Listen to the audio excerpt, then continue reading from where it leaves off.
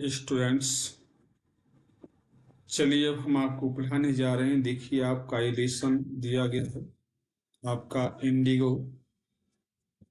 अब इसकी हम आपको और लाइन वाइज इसका एक्सप्लेनेशन करेंगे। ध्यान दीजिएगा, आप ध्यान से देखते रहें और जहां भी डाउट शंका हो पूछ लीजिएगा। हम सीधे इसकी हिंदी बताते हैं, आप इंग्लिश देखते रहिएगा, क्योंकि दोनों पढ़ने में बहुत ज़्यादा समय लगता है। ठीक है, तो ध्यान रखिएगा। आपको लाइन वाइज सारी हम हिंदी बता रहे हैं, ठीक है। और हिंदी बताने का उद्देश्य ये कि मैक्सिमम बच्चे इसको समझेंगे, जानेंगे, और फिर नेक्स्ट टाइम हम इसका इंग्लिश में भी एक्सप्लेन करेंगे। पहले हिंदी में आप देखिए, और इसको कोई पढ़ सकता है, सीबीएसई बोर्ड का बच्चा हो, यूपी बोर्ड का बच्चा हो, सीबीएसई का, हिंदी मीडियम का हो, इंग्लिश मीडियम का, कोई पढ़ सकता है। अच्छी चीज़ें हैं और ध्यान से पढ़ेंगे तो आपको काफ़ी कुछ मिलेगा। चलिए, हम आपको सीरियल वाइज हिंदी बता रहे हैं, ध्यान से सुनिए। थोड़ा सा आपको फर्स्ट पार्ट को पढ़ दें। When I first visited Gandhiji in 1942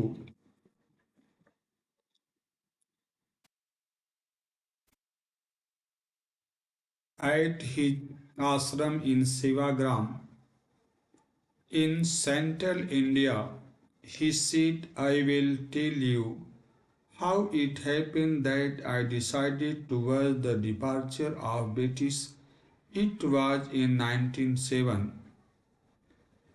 तो देखिए, इसमें जो है आपका जो हार्ड वर्ड है आप देखते रहिएगा।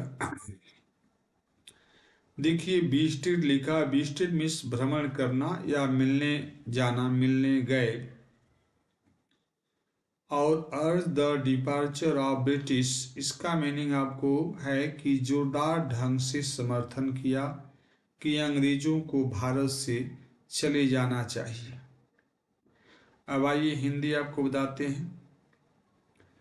ये दिया है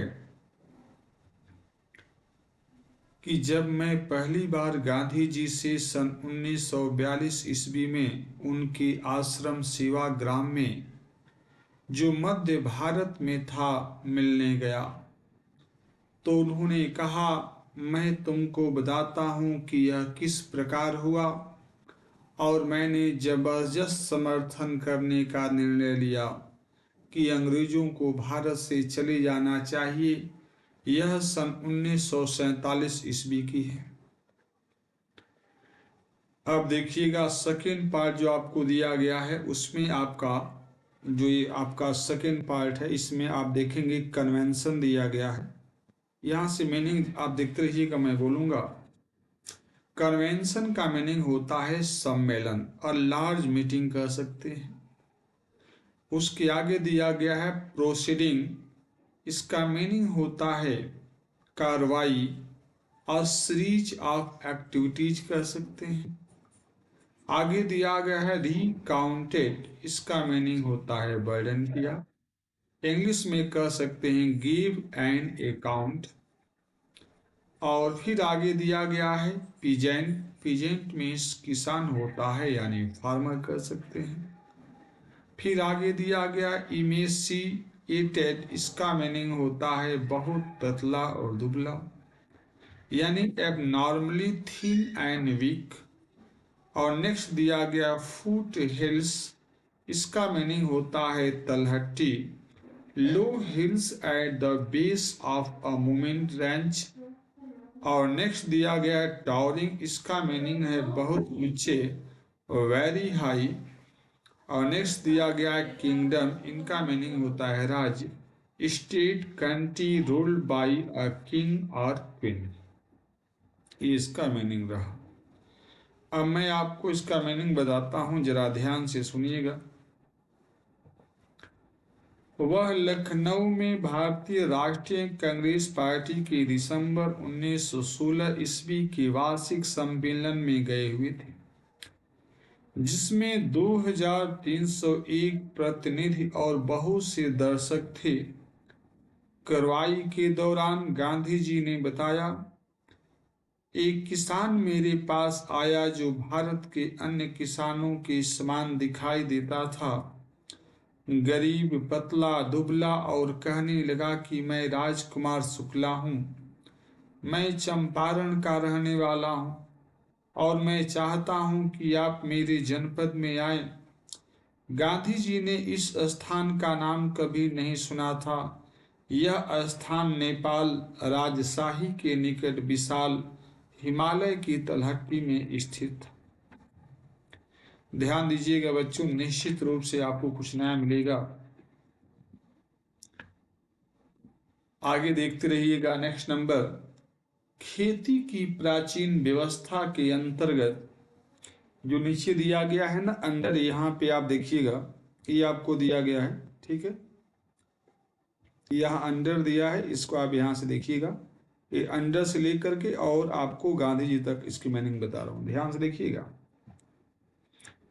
ये दिया गया कि खेती की प्राचीन व्यवस्था के अंतर्गत चंपारण के किसान बटाईदार थे। राजकुमार शुक्ला भी ऐसे ही एक किसान था। वह अनपढ़ था परंतु दृढ़ निश्चयी था। वह बिहार में जमींदारी प्रथा के अन्याय के विरुद्ध शिकायत करने के लिए कांग्रेस के अधिवेशन में आया था और शायद किसी ने उसे सलाह दी हो कि गांधी जी से बात करके देखो। अब आइए देखिएगा, यानी इस वजह से वह आया और गांधी जी से मिलता है। क्या कहता है जरा ध्यान से देखिएगा। यह है गांधी जी टोल शुक्ला। जब गांधी जी से मुलाकात होती है तो गांधी जी ने उनसे कहा, क्या कहा सुनिए। गांधी जी ने शुक्ला को बताया कि कानपुर में एक कार्यक्रम है और वह भारत के अन्य भागों का भ्रमण भी करेंगे। शुक्ला उनके साथ सब जगह गया। इसके बाद गांधी जी अहमदाबाद के निकट अपने आश्रम में लौट आए। शुक्ला उनके साथ आश्रम में भी गया। हफ्तों तक उसने गांधी जी का साथ नहीं छोड़ा। उसने आग्रह किया, कोई तारीख तय कर लीजिए। बटाईदार के दृढ़ निश्चय और हालात से प्रभावित होकर गांधी जी ने कहा, मैं अमुक तारीख का कलकत्ता में होऊंगा, वहां आकर मुझसे मिल लेना और वहां से मुझे अपने साथ लिवा ले जाना। देखिए गांधी जी का कितना जो है, यानी क्या सोच है, जरा इस पे आप देखिए। महीनों बीत गए। जब गांधी जी कलकत्ता पहुंचे तो उन्होंने शुक्ला को निर्दिष्ट स्थान पर उकड़ू बैठे हुए देखा। ध्यान दीजिएगा। अब उसके बाद में क्या होता है, ध्यान दीजिएगा। जब तक गांधी जी वहां से बाहर आए वह उनका प्रतीक्षा करता रहा। फिर वे दोनों बिहार में पटना नगर के लिए रेलगाड़ी में बैठ गए। वहां शुक्ला उनको एक वकील के घर ले गया जिनका नाम राजेंद्र प्रसाद था, जो बाद में कांग्रेस पार्टी के अध्यक्ष बने और फिर भारत के राष्ट्रपति। लेकिन नौकर शुक्ला के बारे में जानते थे कि वह एक गरीब भूमिधर है और है जो उनके मालिक अर्थात वकील साहब को परेशान करता रहता था कि वे नील की खेती करने वाले बटाईदारों की सहायता के लिए कुछ करें। अतः उन नौकरों ने किसान व गांधी जी को जमीन पर बैठने को कह दिया। गांधी जी को भी इन नौकरों ने किसान का एक गरीब साथी समझा था, लेकिन गांधी जी को कुएं से पानी खींचने की अनुमति नहीं दी गई कि कहीं उनके डोल से गिरी कुछ बूंदें सारे कुएं को प्रदूषित न कर दे। उन्हें क्या पता था कि गांधी जी अछूत नहीं। ध्यान दीजिएगा, आगे हम आपको बताने जा रहे हैं। देखिए इसमें आगे आपको आएगा, और गांधी जी डिसाइडेड, ठीक है, ये दिया है ना, गांधी जी डिसाइडेड, यहां से सुनिएगा।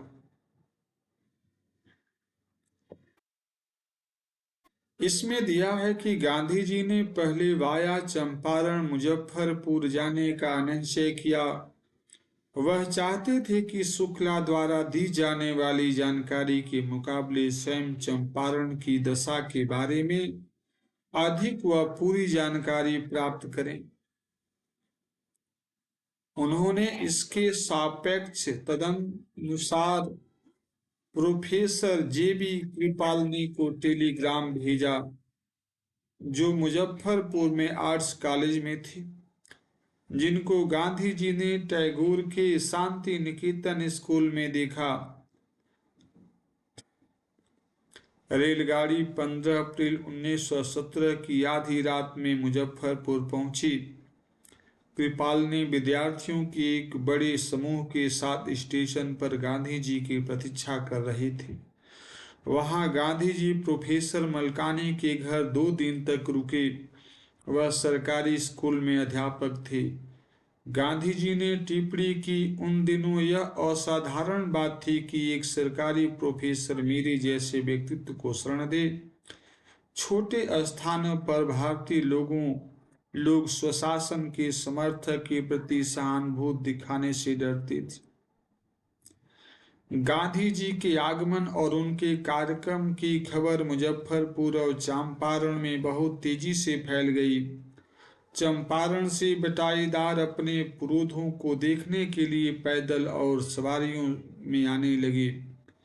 मुजफ्फरपुर के वकील गांधी जी को प्रकरण की पूरी जानकारी देने के लिए उनसे मिले।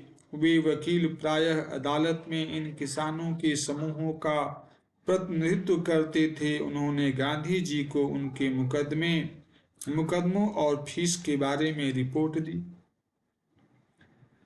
गांधी जी ने वकीलों को बटाईदारों से मोटी फीस वसूलने के लिए लताड़ा। गांधी जी ने कहा, मैं इस निष्कर्ष पर पहुंचा हूं कि हमें न्यायालय में ऐसे मुकदमों को नहीं ले जाना चाहिए। ऐसे मुकदमों को न्यायालय में ले जाने से कुछ भी भला नहीं होने वाला। जहां किसान इतने कुचले हुए हैं, भय के शिकार हैं, वह न्यायालय बेकार है। उनके लिए वास्तविक राहत उनके मन से डर निकालना है। चंपारण जनपद में खेती करने योग्य अधिकांश भूमि जायदादों में विभाजित थी, जिसके मालिक अंग्रेज होते थे। ध्यान रखिएगा,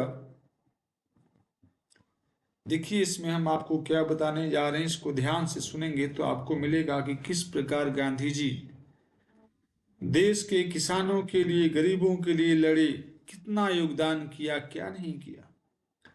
चंपारण जनपद में खेती करने योग्य अधिकांश भूमि जायदादों में विभाजित थी, जिसके मालिक अंग्रेज होते थे और उन पर भारतीय, असामी या पट्टेधारी काम करते थे। नील ही मुख्य व्यापारिक फसल होती थी। जमींदार सभी पट्टेदारियों को उनकी जायदाद के 3/20 भाग या 15% भाग में नील की फसल उगाने के लिए निवेश करते थे और नील की पूरी फसल को किराए के रूप में उनको सौंपने के लिए कहते थे। यह कार्य दीर्घकालीन तक ठेके द्वारा किया जाता था। इस समय तक जमींदारों को इस बात का पता लग गया था कि जर्मनी ने संश्लेषित कृत्रिम नील का विकास कर लिया है। इस पर इन्होंने बटाईदारों से करारनामे प्राप्त किए कि उनको 15% व्यवस्था में मुक्त किया जाता है। इसके बदले वे जमींदारों को हर्जाना भरे। बटाई की व्यवस्था किसानों के लिए कष्टप्रद थी और बहुत से किसानों ने स्वेच्छा से करारनामे पर हस्ताक्षर कर दिए। जिन्होंने विरोध किया, उन्होंने वकील के लिए, जमींदारों ने ठगों को किराए पर रखा। देखिए आप समझते रहे होंगे कि क्या स्थिति थी। अब आगे ध्यान रखिएगा, किराए पर रखा। अब आगे दिया गया है कि इसी बीच संश्लेषित नील की जानकारी उन निरीक्षण किसानों को भी मिली जिन्होंने करारनामे पर हस्ताक्षर किए थे। और वे अपना पैसा वापस चाहते थे जो उन्होंने हर्जाने के रूप में जमींदारों को दिया था। ध्यान से देखिएगा, हम इसमें और आगे बढ़ रहे हैं और जानेंगे कि इसमें किस प्रकार जो है उन्होंने कहाँ तक संघर्ष किया, ये सब हम जानेंगे। ठीक है, तो ध्यान से देखते रहिएगा, पूरी कहानी आपको मिलेगी। देखिए, इसमें दिया है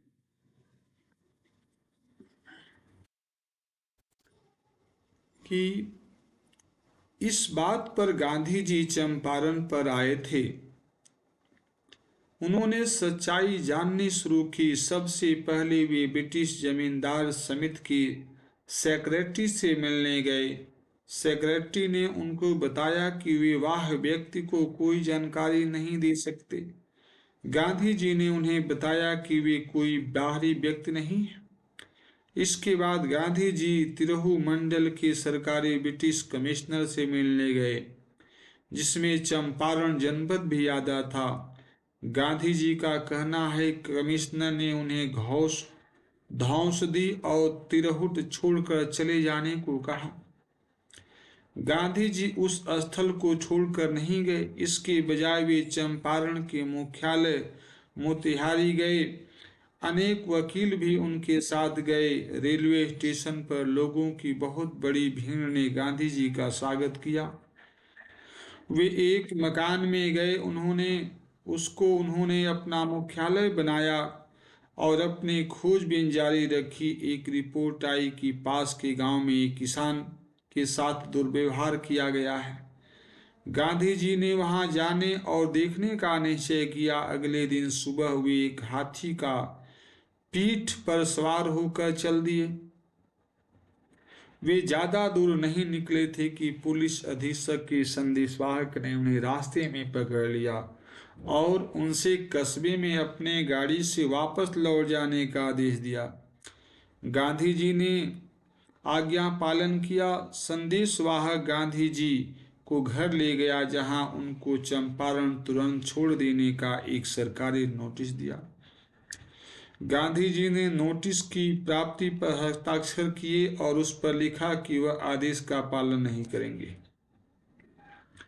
इसके फलस्वरूप गांधी जी को अगले दिन कोर्ट में उपस्थित होने के लिए समन प्राप्त हुआ।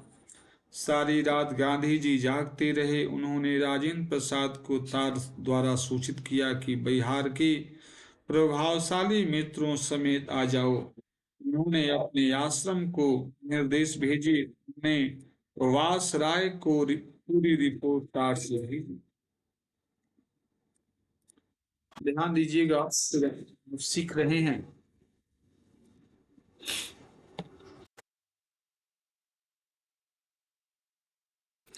मोतिहारी शहर की अगली सुबह ने अपने ग्रामीणों की भीड़ से पटा हुआ था।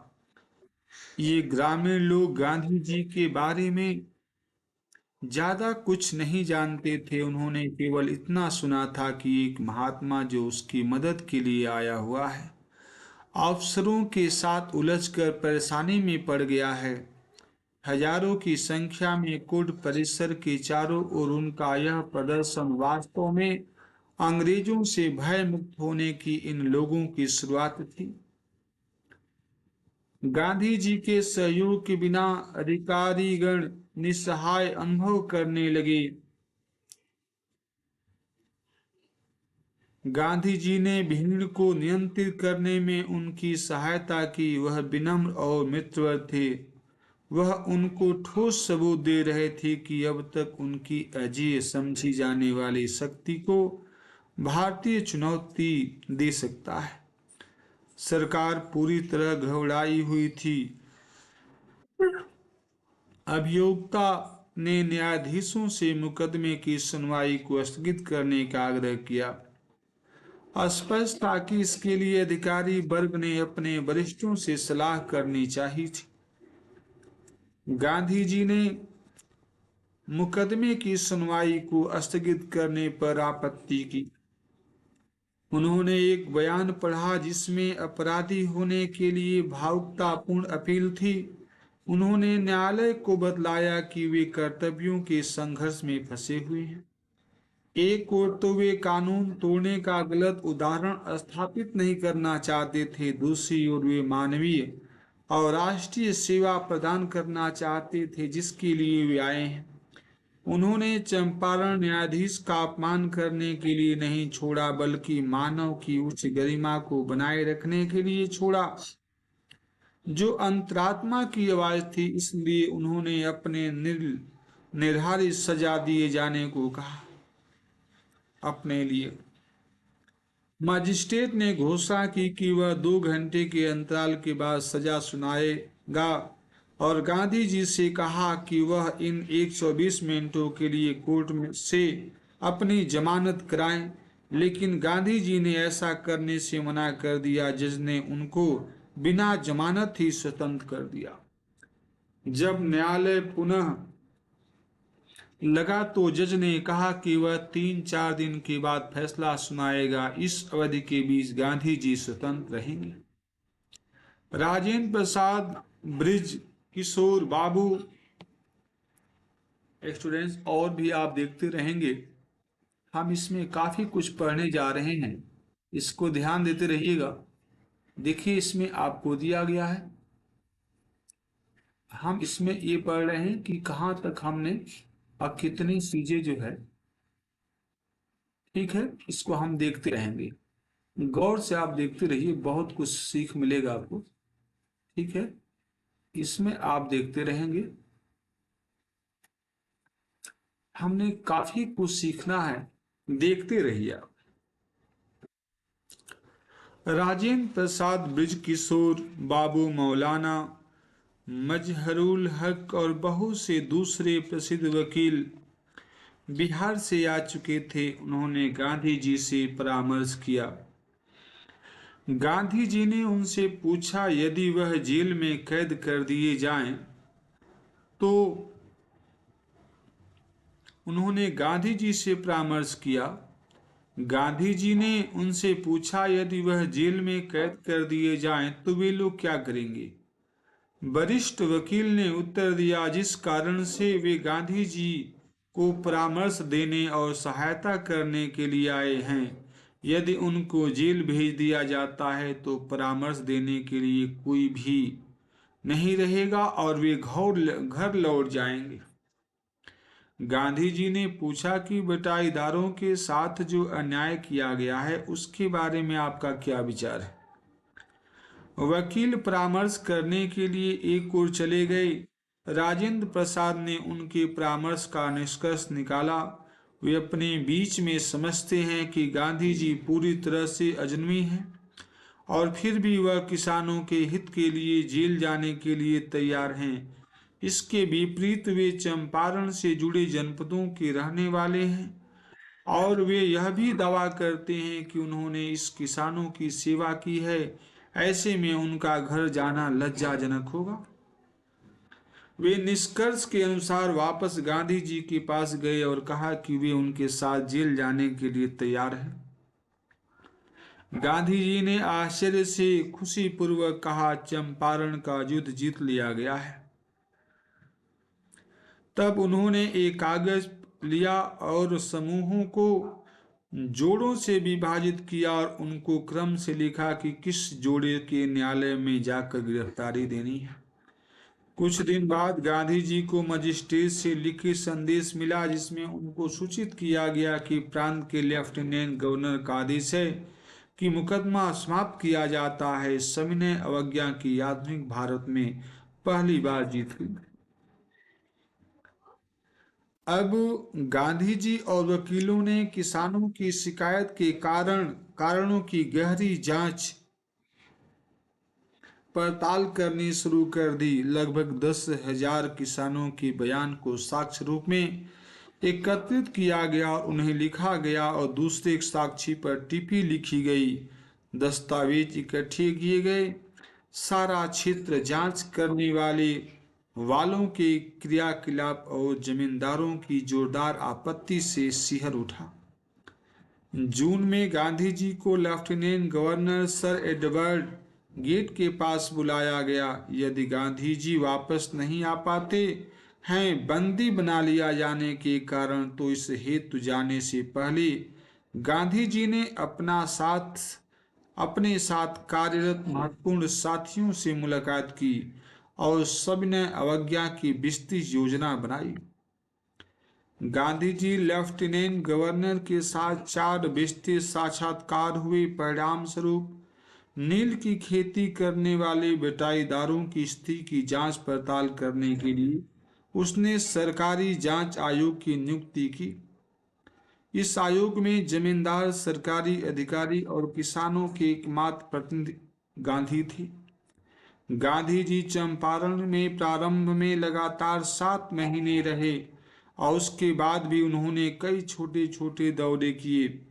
यह दौरा एक अनपढ़ व गरीब किसान के आग्रह पर किया गया था, जिसे कुछ दिनों तक जारी रहना था, लेकिन गांधी जी के जीवन का लगभग पूरा 1 वर्ष यहीं बीत गया। सरकारी जांच पड़ताल में जमींदारों के खिलाफ घबरा देने वाला गंभीर साक्ष्य मिला और जब जमींदारों को इस बात का पता चला तो वे सिद्धांत किसानों को पैसा लौटाने के लिए तैयार हो गए। उन्होंने गांधी जी से पूछा, पर हम कितना भुगतान करें? वे सोचते थे कि गांधी जी उस पूरे पैसे को लौटाने की मांग करेंगे जो उन्होंने अवैध रूप से धोखेबाजी बटाईदारों से जबरन ऐंठा था। गांधी जी ने कहा, केवल 50% श्रद्धेय जे झा हूज चंपारण में ब्रिटिश मशीनरी थी। उन्होंने यह पूरी घटना ध्यानपूर्वक देखी थी।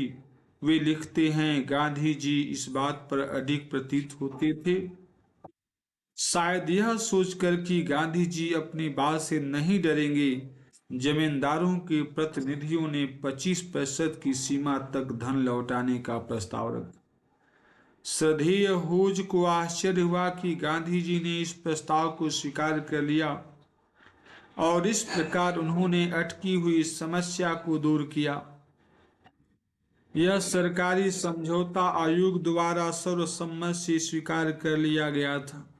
गांधी जी ने स्पष्ट किया कि वापस की गई भुगतान की राशि इतनी महत्वपूर्ण नहीं थी जितना कि यह तथ्य कि जमींदारों को धन कुछ हिस्सा वापस करने के लिए विवश ही नहीं किया गया, बल्कि साथ साथ उन्हें अपनी प्रतिष्ठा का हिस्सा भी छोड़ना पड़ा।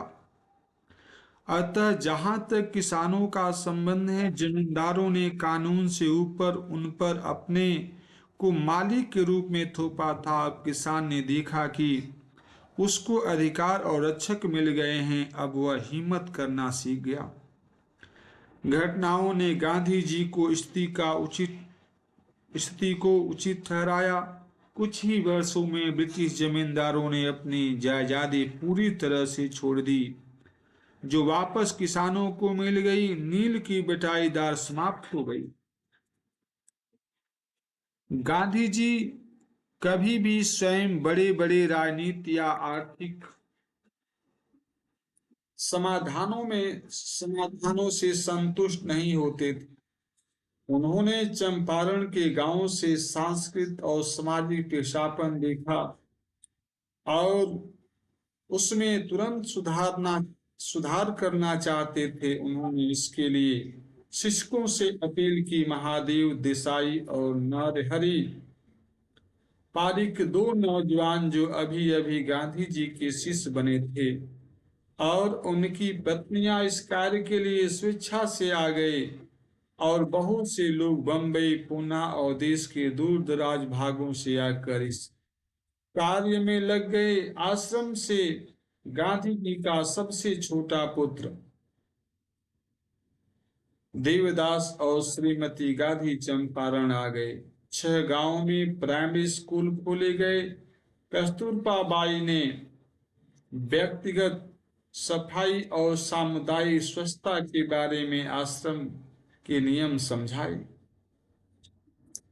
स्वास्थ्य दशाएं शोचनीय थी। गांधी जी को एक डॉक्टर मिल गया जो 6 माह तक अपनी सेवाएं स्वेच्छा से देने के लिए तैयार। 3 दवाइयां उपलब्ध की, आरडी का तेल, कुनैल और गंधक का मधु। यदि किसी रोगी की जीभ गंदी होती थी, उसको अरंडी के तेल का एक खुराक दी जाती थी। किसी रोगी को मलेरिया होता था तो उसको कुनैन की जीभ गंदी आरडी का तेल दिया जाता था, और जिस रोगी की त्वचा पर फोड़े फुंसी होते थे उसको गंधक का मरहम और आरडी का तेल दिया जाता था। गांधी जी ने औरतों के वस्त्रों को बहुत ही गंदी दशा देखी। उन्होंने कस्तूरबा से कहा कि वे उन औरतों से इस बारे में बात करें। एक स्त्री कस्तूरबा बाई को अपनी झोपड़ी में ले गई और कहा, देखो यहाँ कपड़े रखने के लिए कोई संदूक या अलमारी नहीं है। मैं जो साड़ी पहन रही हूँ बस मेरे पास यही एकमात्र साड़ी है। चंपारण में लंबे प्रवास के दौरान गांधी जी ने दूर स्थित आश्रम पर भी ध्यान दिया। वे डाक द्वारा नियमित निर्देश भेजते रहते थे और रुपए पैसों का हिसाब किताब जानना चाहते थे। एक बार उन्होंने आश्रम वासियों से कहा कि अब समय आ गया है कि वे पुरानी टट्टी की खाइयां बंद कर दें और नई खाइयां खोद दें, अन्यथा पुरानी खाइयों में बदबू आने लगेगी। चंपारण की घटना ने गांधी जी के जीवन में बदलाव ला दिया। उन्होंने स्पष्ट किया, जो मैंने किया वह बहुत ही समान बात थी। मैंने घोषणा की कि अंग्रेज मुझको मेरे ही देश में किस बात के लिए आदेश नहीं दे सकते। शुरू में लेकिन चंपारण आंदोलन खुले विरोध के रूप में शुरू नहीं हुआ। इसका जन्म गरीब किसानों की बहुत बड़ी संख्या के बड़े दुखों को कम करने का प्रयास हुआ। यह गांधी जी का अपना विलक्षण नमूना था। उनकी राजनीति का संबंध लाखों लोगों की व्यवहारिक दैनिक समस्याओं से था। उनकी यह वफादारी कोरी कल्पना पर आधारित नहीं थी। मानव जैसे जीवंत प्राणी के प्रति यह उनकी वफादारी थी। सभी पहलुओं पर गांधी जी ने कार्य किया और इससे भी आगे बढ़कर उन्होंने एक उभरते स्वतंत्र भारतीय को ऐसे सांचे में ढाला जो स्वावलंबी बन सके और इस तरह से भारत को आजादी दिला सके। शुरू में जब चंपारण आंदोलन प्रारंभ किया गया था तो शांतिवादी चार्ल्स फियर एंड्रूज अंग्रेज, जो महात्मा गांधी का समर्पित अनुयायी बन चुका था, फिजी द्वीप के लिए अपनी सरकारी यात्रा पर जाने से पहले गांधी जी को अलविदा कहने आया था। गांधी जी के वकील मित्रों ने सोचा कि अच्छा रहेगा कि एंड्रूज चंपारण में रहे और उनकी सहायता करे। एंड्रूज भी तैयार था यदि गांधी जी सहमत हों, लेकिन गांधी जी ने इस प्रस्ताव का बलपूर्वक विरोध किया। गांधी जी ने कहा, आप सोचते हैं कि इस असमान युद्ध में यदि एक अंग्रेज हमारी तरफ से हो तो वह हमारी मदद करेगा। इससे तुम्हारे हृदय की कमजोरी प्रकट होगी। आंदोलन न्याय संगत है और युद्ध जीतने के लिए तुमको अपने ऊपर निर्भर रहना चाहिए। तुम्हें श्री एंड्रूज का आश्रय नहीं ढूंढना चाहिए क्योंकि वह अंग्रेज है। राजेंद्र प्रसाद टिप्पणी करते हैं, गांधी जी ने हमारे दिमाग मन का ठीक प्रकार से अध्ययन किया और हमारे पास इसका कोई जवाब नहीं था। इस प्रकार गांधी जी ने हमें आत्मनिर्भरता का पाठ पढ़ाया। आत्मनिर्भरता, भारतीय स्वतंत्रता और बटाईदारों की सहायता सभी एक दूसरे से जुड़े हुए हैं। तो स्टूडेंट्स, अभी आपने देखा कि हमने आपको पूरे लेसन की कंप्लीट समरी, बल्कि हम समरी के साथ साथ हमने आपको ये पूरी हिंदी भी बताई। तो आप इसको ध्यान से देखेंगे तो निश्चित रूप से आपको कुछ नया मिला होगा। इसको रिवाइज करिएगा और रिवाइज करने के बाद आपको कंप्लीट जो है इसकी मीनिंग आपको जानकारी हो गई। 102 बार अगर डाउटफुल हो तो वीडियो देख सकते हैं और आप सभी प्रश्नों की जवाब अपने वर्डों में दे पाएंगे। ठीक है, तो इसके लिए बहुत बहुत धन्यवाद। मिलते हैं नेक्स्ट वीडियो में। Thanks for watching this video. और अच्छा लगे तो इसको मैक्सिमम बच्चों तक क्या करिए, अब इसको शेयर करिएगा। ठीक है। और कहीं भी प्रॉब्लम आती है तो आप अपने कमेंट बॉक्स में जरूर